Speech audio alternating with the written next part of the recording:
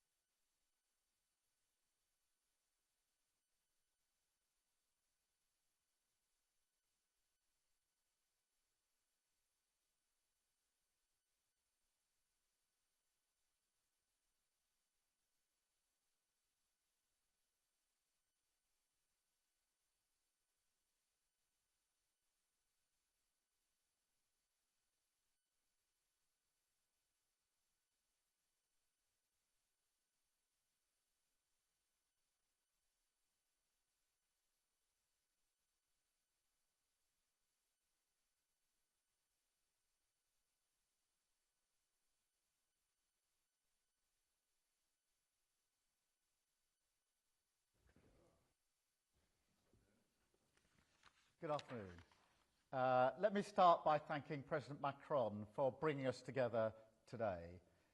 Between the two of us, we've now convened 4 of these meetings in either London or Paris. And it's now, obviously, over 2 weeks since Ukraine agreed to an immediate 30-day ceasefire. That offer is still unanswered. It's over a week since Putin agreed to an energy and infrastructure ceasefire, but since then, Russia has hit energy infrastructure in cities across Ukraine. They've increased their bombardment, firing over 1,000 long-range drones at the country, hitting Ukrainian homes, schools and hospitals, with widespread civilian casualties. One drone killed a mother, a father and their daughter, an innocent family. Then this week we saw the agreement on a ceasefire in the Black Sea. I welcomed this as a vital first step forward, but within a few minutes of the announcement, Russia set out new conditions and delays. Now, President Trump has rightly called them out for dragging their feet, and we agreed here in Paris today that it's clear the Russians are filibustering. They are playing games and they're playing for time. It is a classic from the Putin playbook. But we can't let them drag this out while they continue prosecuting their illegal invasion. Instead, we should be setting a framework and a deadline of delivering real progress. And then we should hold them to that deadline. So here in Paris, we've agreed that we must go further now to support the peace process, support Ukraine, and increase the pressure on Russia to get serious. That means, first, stepping up the military pressure. So the Defence Secretary will chair the next Ukraine Defence Contact Group on the 11th of April to marshal more military aid and keep Ukraine in the fight. Because peace comes through strength. That was one of the main messages reasserted today and emphasised today all around the table and the meeting. Second, it means increasing the economic pressure on Russia, accelerating new, tougher sanctions, bearing down on Russia's energy revenues, and working together to make this pressure count. We also discussed how we can support the implementation of a full or partial ceasefire when it is in place, and how we can build on efforts towards negotiations on a just and lasting peace. That remains our shared goal, and it's what the Coalition of the Willing is designed to support. The political will from partners here today was clear. And this week in London, we hosted over 200 military planners from 30 countries, coming forward with contributions on everything from logistics and command and control to deployments on land, on air and on sea. That work continues at pace. We will be ready to operationalise a peace deal whenever its precise shape turns out to be. And we will work together to ensure Ukraine's security so it can defend and deter against future attacks. This is Europe mobilising together behind the peace process on a scale that we haven't seen for decades. Backed by partners from around the world, we are determined to deliver a just and lasting peace, because we know that it is vital for Ukraine and Europe as a whole. And I am clear that it's also vital for Britain. Thank you. I will now take some questions. I've got a list here. I think we're starting with Adam from Sky. Adam. Thank you, Prime Minister. Adam Parsons from Sky News. You talked there about political unity. Senior figures in the American administration have described European leaders, presumably including yourself, as pathetic freeloaders. How can you possibly rely on the Trump administration to craft a ceasefire that works for Europe and for Ukraine? And if they do create that, if there is a ceasefire, how will you enforce it and monitor it? And will you commit now to putting British troops on the ground in Ukraine to keep that country safe? Well, let me begin answering that by describing the mood in the room today in the meeting, because we had 30 countries represented, obviously NATO and the EU as well, and there was a broad consensus that this group of nations is now stronger and broader than it's ever been. And so there was clearly a mood of that strength, a word that was used throughout the meeting. In terms of the military operational planning, that sits alongside the political momentum. So today in these meetings that Emmanuel Macron and I are hosting, that's the political momentum. Alongside that is the planning that's going on. It went on intensely in London this week, 3 extra days concluding today. And the Chiefs of Defence will now, as a result of today, the UK and the French and the German Chiefs of Defence will meet in Ukraine with their counterparts to take forward, as it were, with Ukraine, how those plans or options are going to be implemented. Obviously, we don't know yet whether there'll be a deal, what exactly the deal will be like, and therefore, politically, what we're requiring is options that are credible, that can be operationalised. But the Chiefs of Defence will now go and have that discussion, not least because the military and operational coalition, if you like, is designed to build on the Ukrainian capability, not sort of an alternative to it. So that's where we're at. As I've always said, this will require the engagement and support of the United States. That's a discussion we've had with the US, with the President, on many occasions. But I would describe the mood as a group of countries coming together, more resolute today and stronger and broader than they've been in the weeks that this has been developing as a group. Thank you very much. Harry, ITV. Thank you very much. Harry Horton, ITV News. It's almost been a month since the first meeting of this coalition of the willing. And as you say, the fighting in Ukraine continues. It still seems as though the UK and France are the only countries publicly committing to put troops on the ground in Ukraine. And the US has still not committed to this security guarantee. What evidence have you got of any real progress that this coalition of the willing is making? And just if I may, you talked about setting a deadline. For what? And what happens if that deadline isn't met? Well, let me take both parts of that. Firstly, on the progress, clearly there has been progress in terms of the numbers and the intent of the group and that sense of it being now a stronger and broader group brought together. And Emmanuel and I have now hosted, as I say, 4 meetings to bring this group together. And the mood today was very much a clear and resolute mood about the strength that comes from working together in this collective way. And of course, this is not a EU grouping. It's a broader grouping than that is now operating in this way.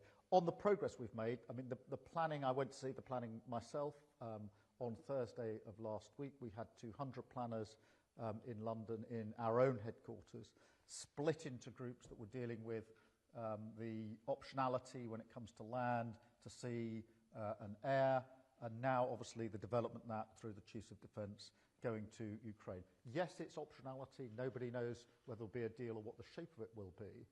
But there's clearly been political progress in the sense of momentum, if you like, in the political group that we've been able to put together, which is significant in its own right, because there was a feeling around the table that Europe, taking Europe as a whole, has not been this strong and united for a very long time. And that was clearly the mood in the room, but in the operational planning that goes with it. I'm so sorry, Harry, the second bit of your question. You said there was a deadline. Oh, sorry. What is the deadline?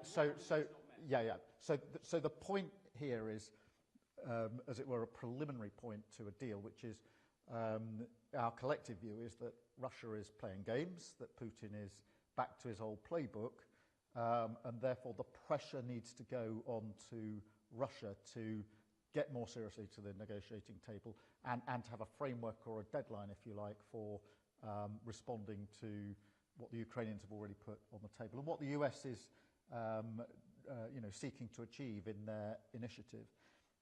So I think there's got to be a framework around that. Obviously, we'll discuss that with allies and with the US, but also, and this was a very strong resolve across the room, that now is not the time for pulling back or weakening on sanctions. On the contrary, now is the time for increasing sanctions on Russia to get them to the table to these negotiations to the hope of a ceasefire and a lasting and secure ceasefire that preserves the security and sovereignty of Ukraine. So that's as it were, the other element of the meeting today. So up until now, very much a focus on how do we defend a deal if we get there. Today, an equal emphasis, I would say, on how do we collectively, as a pretty large group of nations, ensure that we put pressure on the Russians to get to the table, to actually negotiate, and be really clear that they are filibustering, they are delaying, and we've seen this playbook before. Look, I mean, we in the mood for deadlines. I don't want to put a hard deadline on this, but we need to see this developing in days and weeks, not months and months, and we need to move on to that space. But I mean, so I'd say today that came up, as it were, alongside what we need to do if there is a deal, as part of the big discussion that we had over quite a session this morning. Jeremy from BBC. Thanks. Thank you, Prime Minister. You seem to be describing a very different world or different view of the war to the one that President Trump tells us about. I mean, this is all happening, isn't it? This talk of ceasefires because of President Trump's, first of all, his assertion during the campaign that he could sort it all out in a day. Then it was going to be 100 days. He was a great deal maker.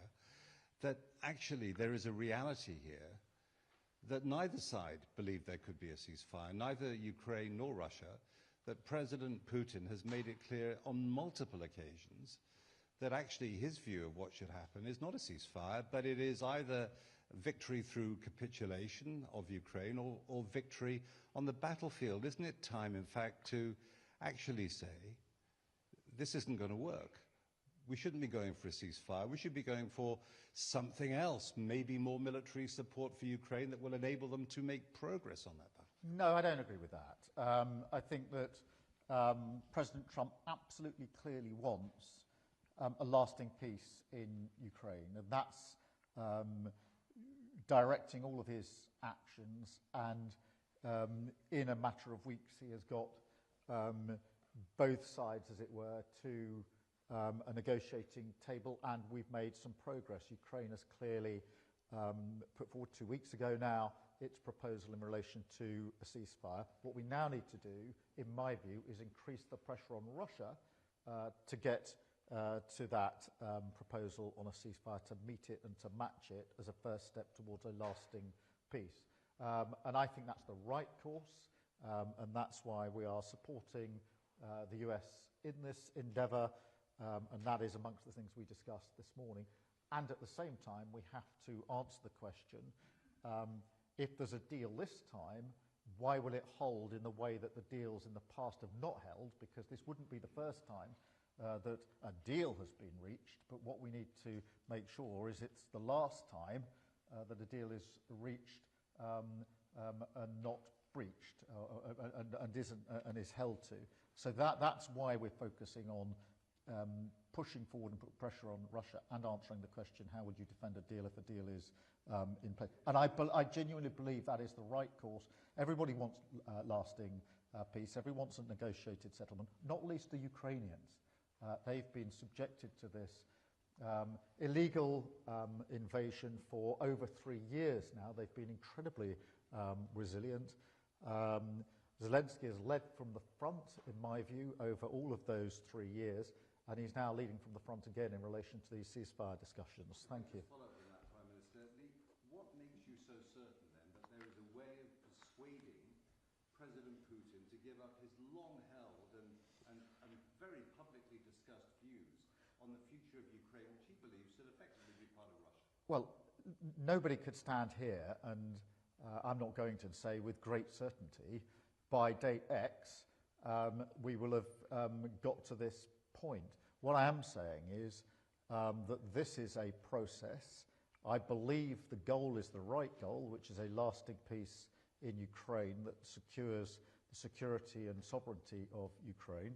I am not alone in that view, because that is the President Trump's view. It's clearly the view of a group of countries now that we've put together, 30 countries, you know, openly saying amongst themselves this morning that this is the strongest they've seen Europe in a very long time. And they mean Europe and not institutions within Europe. And it is, of course, the view of Ukraine. So I can't stand here with certainty and say, yes, I know exactly what the outcome will be on what day. What I do know is that that politically, if we can provide that leadership, backed up by operational plans, then that is the best chance, in my view, of achieving the outcome that we all want. Chris, GB News.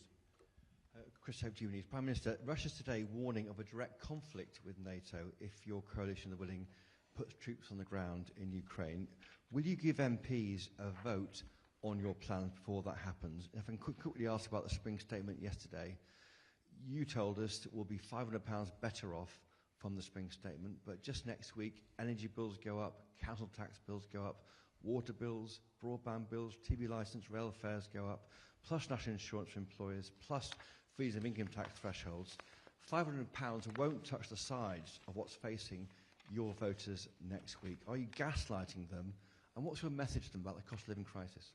Let me take I think ended up being three parts of your question, Chris, but fair enough. Look, in terms of what Russia says, we know what Russia wants. It wants a defenceless Ukraine.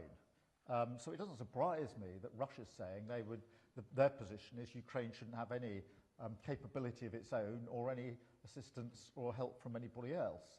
That rather gives away their opening stance on this, and that can't guide us in our response. I don't want to get ahead of ourselves with a vote because we're not at that stage. We are at the stage of turning the political momentum into operational plans, looking at the various options, and then going for the next piece of work with the Chiefs of Defence. But you know my long-standing position, which is if we were to deploy in any scenario on a long-term basis, then of course Parliament should have a say in that, and I don't deflect from that. Look, on the people being £500 better off, it's not me saying that, it's the OBR.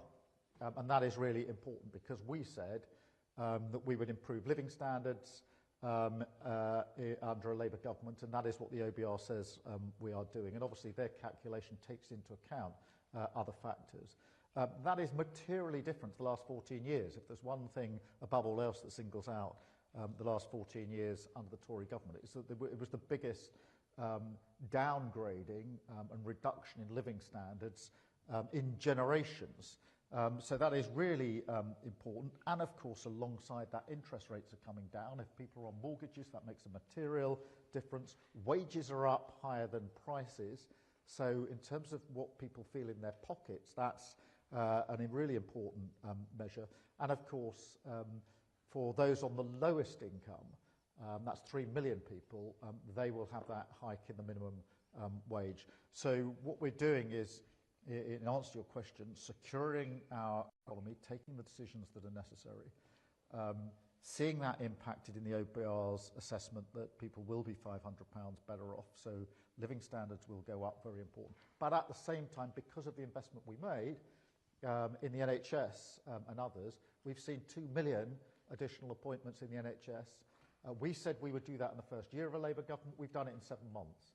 For 5 months, waiting lists have come down, even during the winter. So I think we can be clear that the decisions we made in the budget were the right decisions. They were tough, but they were right, and you can see now some of the effects of them. Thank you very much, Chris. I've got Ulysses, I think, next. Bonjour, Monsieur le Premier Ministre. Bonjour. French television, BFM TV. Emmanuel Macron just said that you are going to co-pilot the military support for Ukraine, and you announced that there will be a mission in Ukraine with the British and French Minister, maybe of Defense. So are you the co-pilots with Emmanuel Macron of what's being done to reassure Ukraine of the support of the European nation?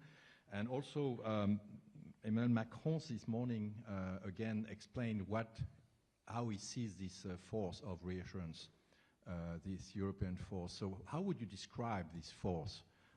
What is it going to do if it happens? Macron spoke about sending troops around big cities and around military bases, strategic bases. How many military do you see joining this force, and how many countries would participate? Thank you. Well, this morning the group of countries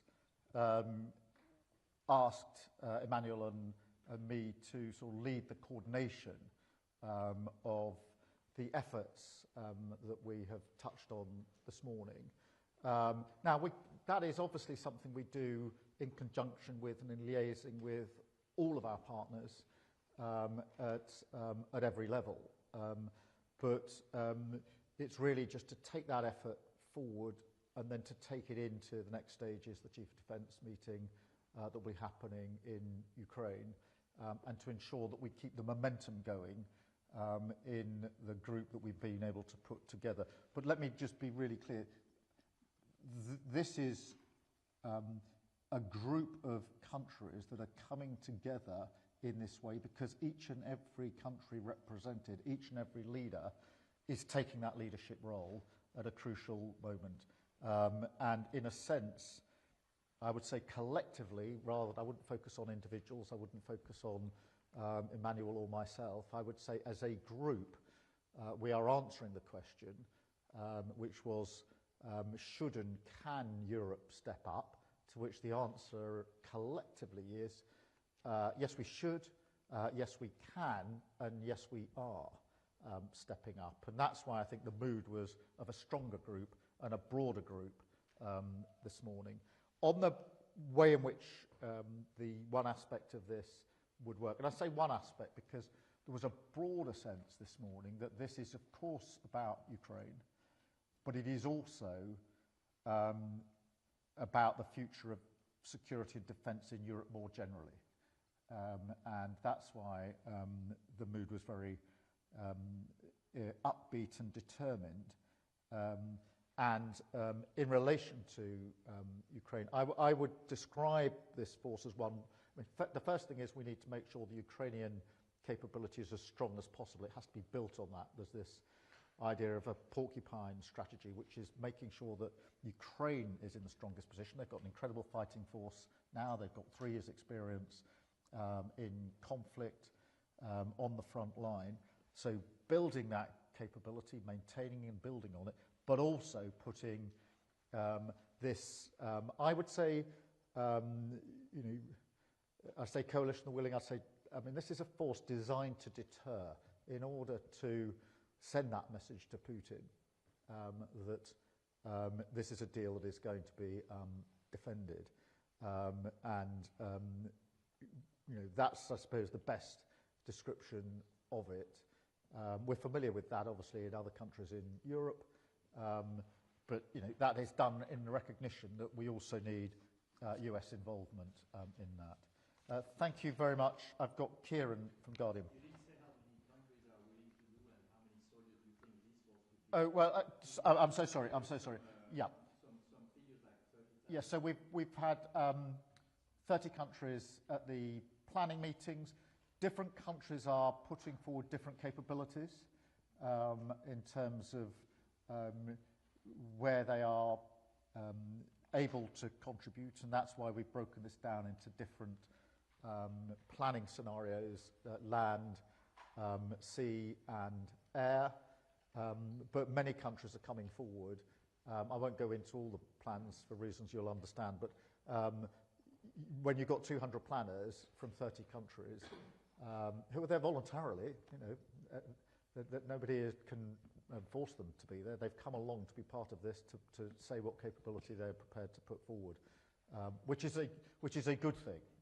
And some might have said months ago we wouldn't have got that far, but we are making progress. Thank you.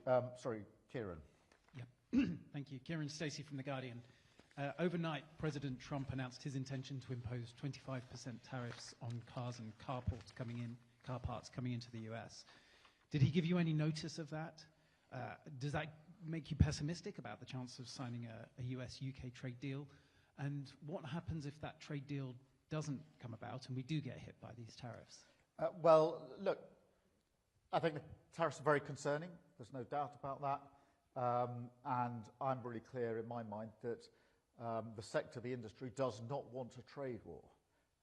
And that's why, first and foremost, we've got to work with the sector, work with industry in our response in relation to this. I think we need to keep, as ever, pragmatic and clear-eyed. We are engaged, as you know, in intense discussions with the US on economic arrangements on a number of fronts, but including to mitigate tariffs. And we'll continue in that way because I think that rather than jumping into a trade war, it is better pragmatically to come to an agreed way forward on this if we can, and that's why we're intensely engaging in the way that we are. But look, we always have to put the national interest first, and that's why I've also been clear that as we engage in those negotiations, those discussions, we will keep all options on the table. The industry doesn't want a trade war, but it's important that we keep all options on the table. But I'm working hard with others to make progress on economic arrangements, which I hope will better serve our country than a trade war, which will not, in my view. Thank you. Bruno from The Times.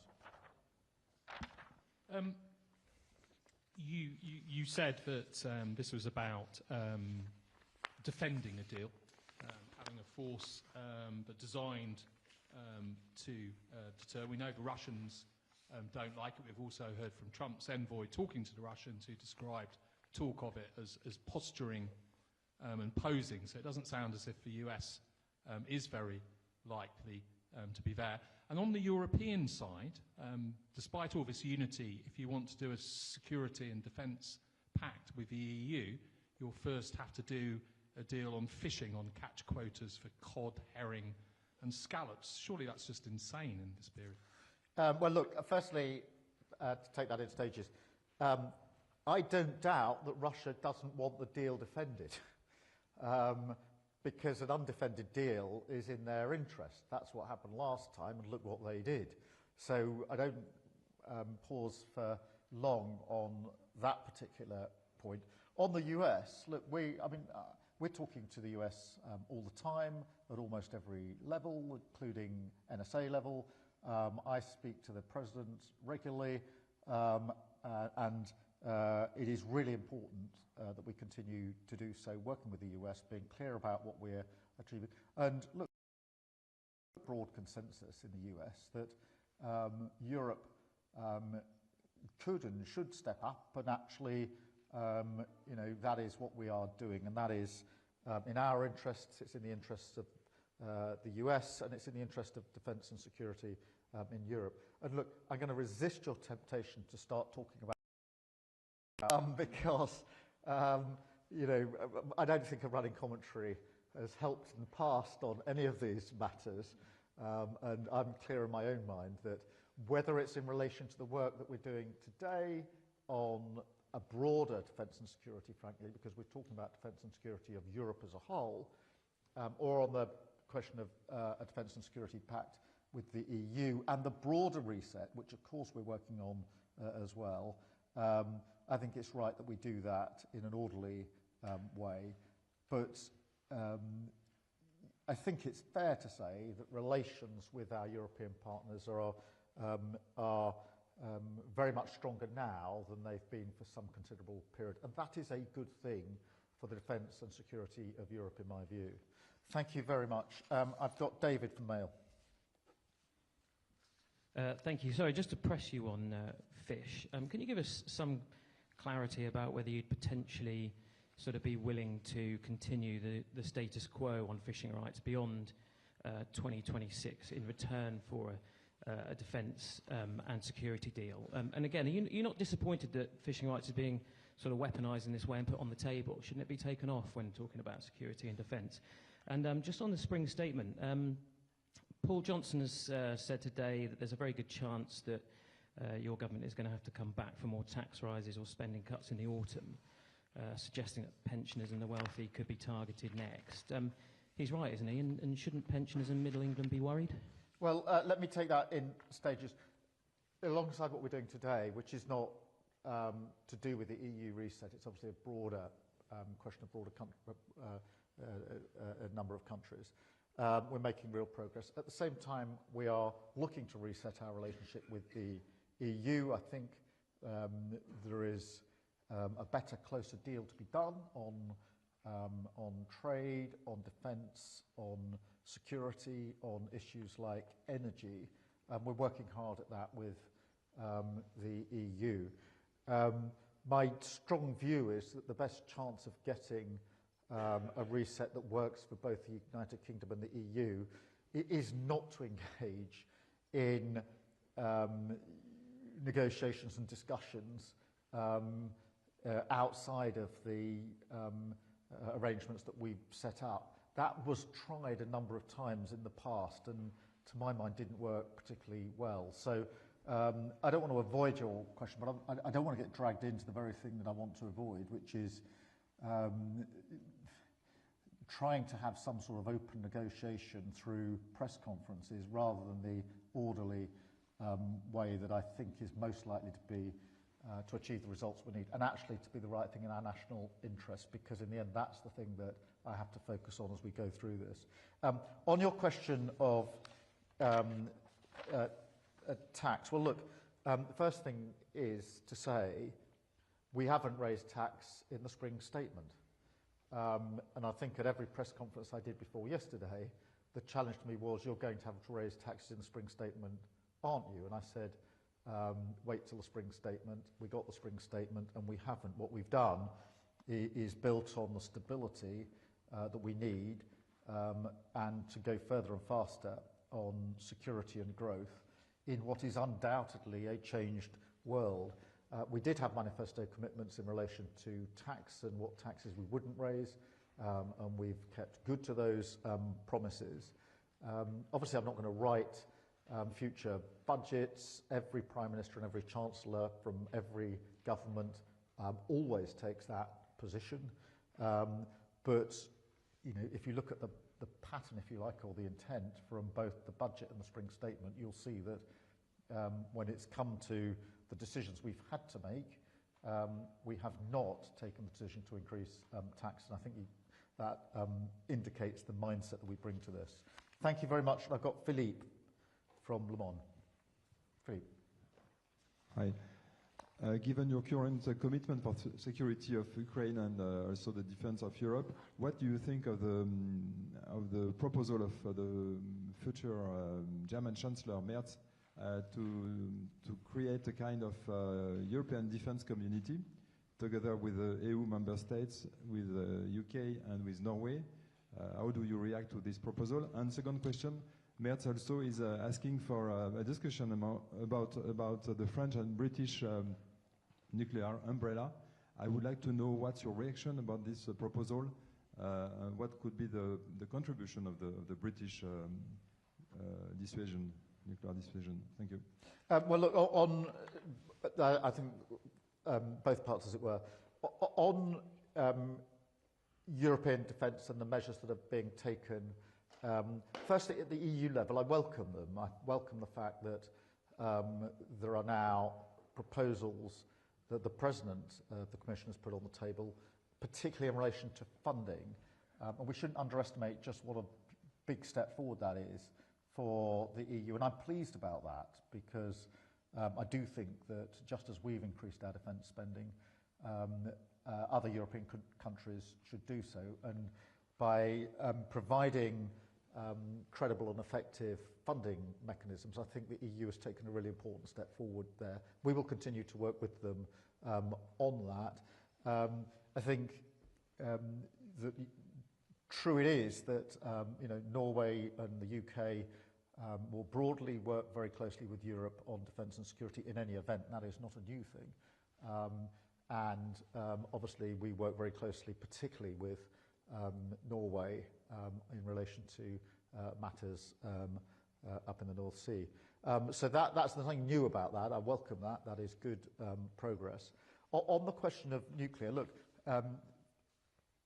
first,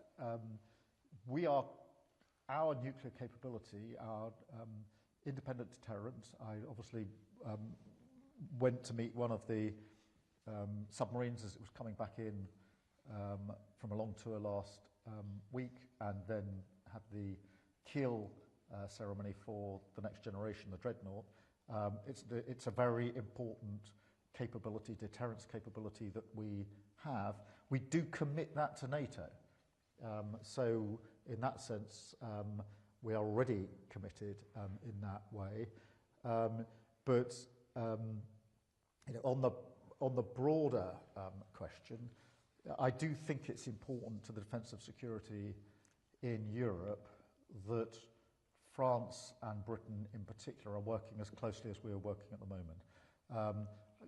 Alongside other countries. This is not just two countries that are working on this. There's this general consensus across 30 countries now, most in the EU, but not all, countries beyond that. But it is good, in my view, for the defence and security of Europe when France and Britain are working as closely as they currently are on defence and security. And, in the end, that is important for Ukraine, it's important for Europe, but it's also important for the United Kingdom because history tells us that conflict and insecurity in Europe will wash up on our shores.